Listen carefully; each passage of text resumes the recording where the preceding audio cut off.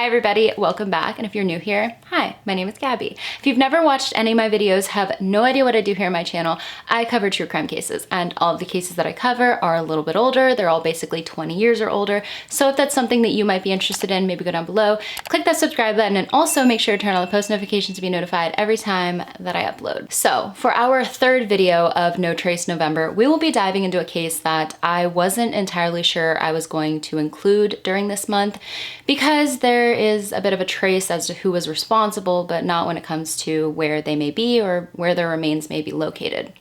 I say remains because unfortunately the chances of this family just up and leaving at this time with everything going on is extremely slim. I also don't believe I have covered a case where an entire family went missing.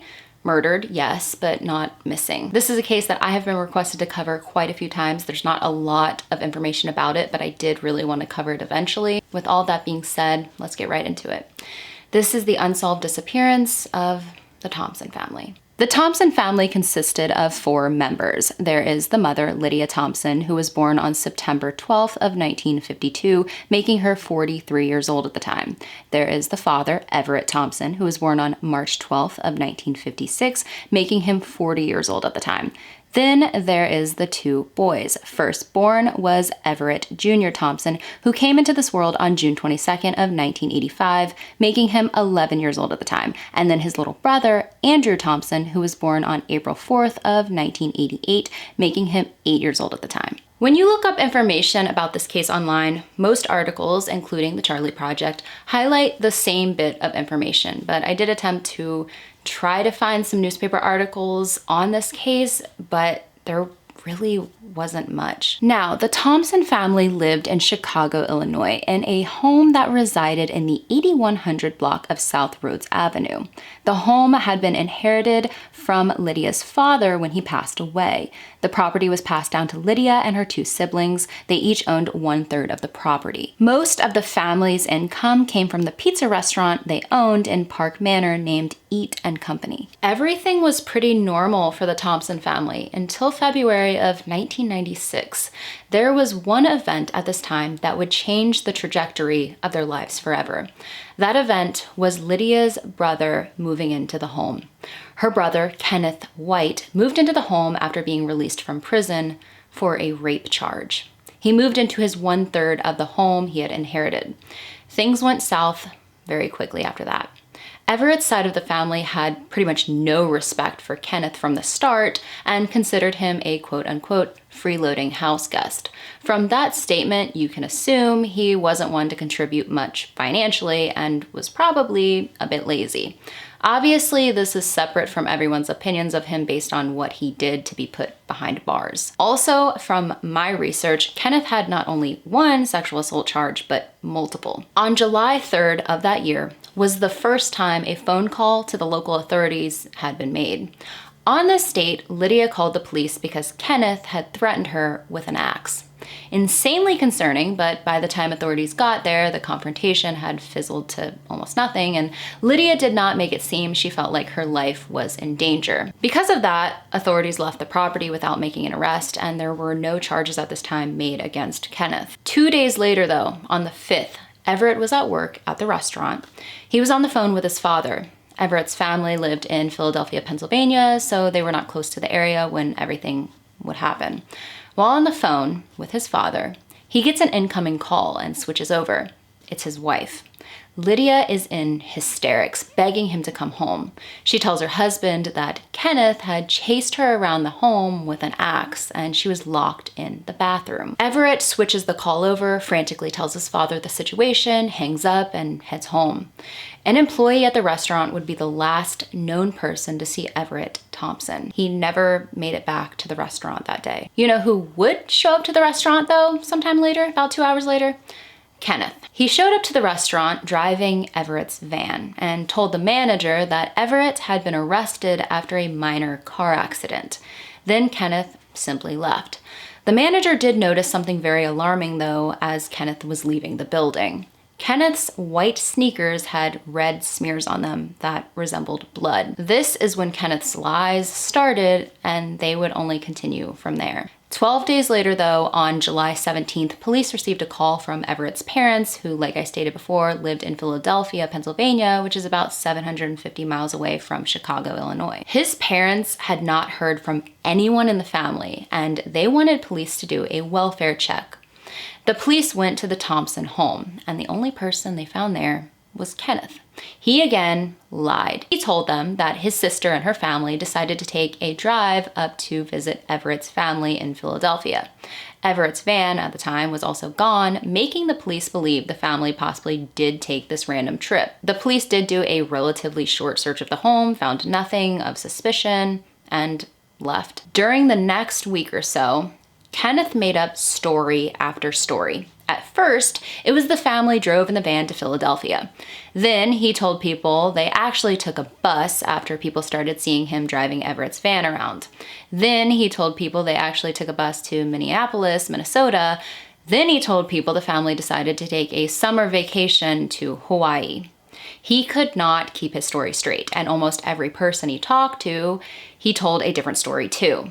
People obviously were growing skeptical, as they should have been. This is someone with a criminal past, violent tendencies, and now his sister and her entire family are missing. I'm not entirely sure how or why police weren't doing more, even by this point.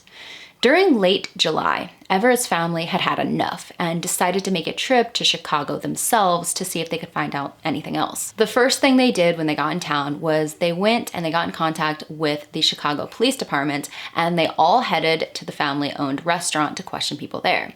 This is when they would find out what the manager saw the day the family went missing and the false story Kenneth told them. They knew it was a false story about Everett being arrested after a car accident because they looked into local arrests and Everett was never arrested for anything.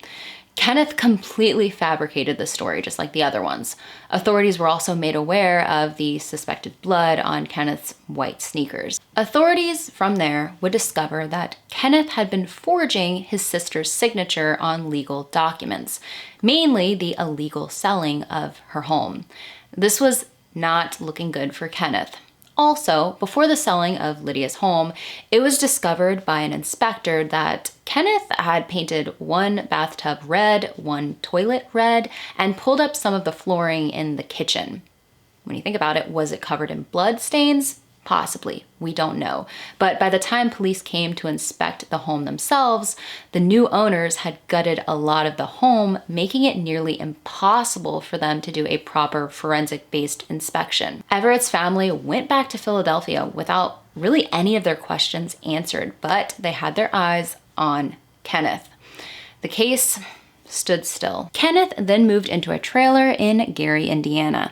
During a search of his home in July of 1997, the next year, authorities located a pair of men's gym shoes and a boy's sock that both had blood stains on them. The boy's sock had actually been found in the crawl space under the trailer. I could unfortunately not find any information on whether they still have these in their possession or if a DNA test has ever been conducted on the blood found on them, but a test was conducted in the late 1990s and they did test positive for blood, human blood.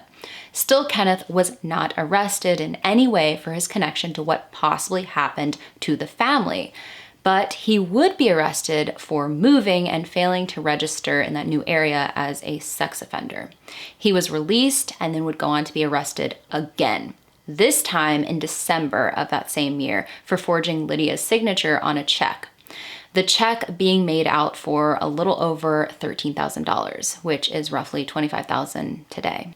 During the court hearing for the forged signature, the judge would even refer to Kenneth as an axe murderer and claimed that he believed Kenneth murdered his sister and her family and disposed of their remains somewhere where they have not been located.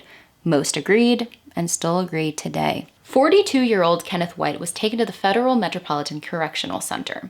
He was being held on charges that he defrauded Citibank by depositing in his savings account, quote, a check in the amount of $13,272.81 made payable to Lydia Thompson bearing what defendant knew to be forged endorsement of Lydia Thompson, unquote. Well, at 4:20 in the morning on Christmas Day of 1997, a guard was doing his rounds and Kenneth was found hanging in his cell, he took his own life. There were absolutely no signs of foul play. They attempted to do CPR, but failed to bring any life back into his body. He was rushed to Mercy Hospital and Medical Center and pronounced deceased by doctors at 6 a.m. Clarence Cranford Jr., an information officer for the Federal Bureau of Prisons, was quoted saying, "He was not on a suicide watch," and staff reported that he had exhibited no signs that he had a propensity for harming himself. Christmas of 1997 was on a Thursday, and there had been a court hearing scheduled for that next Monday. During the court hearing after his death, which was then held on the next Tuesday, the bank fraud charges were dropped. Assistant U.S. Attorney Jacqueline Ross stated that the offense was bank fraud, but it was the government's position that the murders were carried out in the furtherance of that crime. As I'm sure most of you are probably wondering, when Kenneth took his life, did he possibly leave anything behind to let anyone know what he did or why he did it? Kenneth did not leave any sort of note behind when he took his life. He didn't leave any sort of clues out of guilt as to what happened to his sister, his brother-in-law, and his 2 nephews. An extensive search of both Kenneth's property in Gary, Indiana, and the property in Chicago, Illinois were conducted, but no human remains have ever been located. From my knowledge, the only thing that they ever found were the men's shoe and the boy's sock. And like I said, I'm not sure if they ever did a DNA test on the blood. If you have any information regarding the disappearance of the Thompson family, you are urged to contact the Chicago Police Department at 312-746-6000. This case is so insanely heartbreaking to me, and it's one of those cases that includes, I guess you would consider it, one of my biggest true crime pet peeves, just one of those things that gets under my skin when you're pretty sure somebody was responsible for something or they were even charged with it and they die, whether by taking their own life or some other factor, without ever telling anyone what actually happened. There have been so many cases where the case is solved. I know this one is not, but the case is solved. Somebody is behind bars for the crime, for the murder, for many, many, many years, but they've never told authorities in any way where their remains are located. And then they die, and everyone is left wondering where they are. And the only person, unless they had help, that knows where those remains are is gone. That is the thing about this case that is just so infuriating to me. Then there's also the factor of, did he possibly have help if he did take their lives? Because this is one man against 2 grown adults and 2 children. If he did not have help with taking their lives, did he have help with transporting the bodies? That's something to think about, because if he did have help, that person may still be alive out there somewhere. A case with light information, but the information regarding it is very heavy. But thank you all for taking a little bit of time out of your day to hear about this case. And like always with my videos, make sure to leave some kind words down in the comments below for any of the loved ones of the victims who may come across this video. If there are any other missing persons cases that you possibly want me to cover this month for No Trace November, make sure to send those over to gabulosiscaserequests@gmail.com. I hope you all have an amazing rest of your day. Stay safe, and I will see you all in the next one.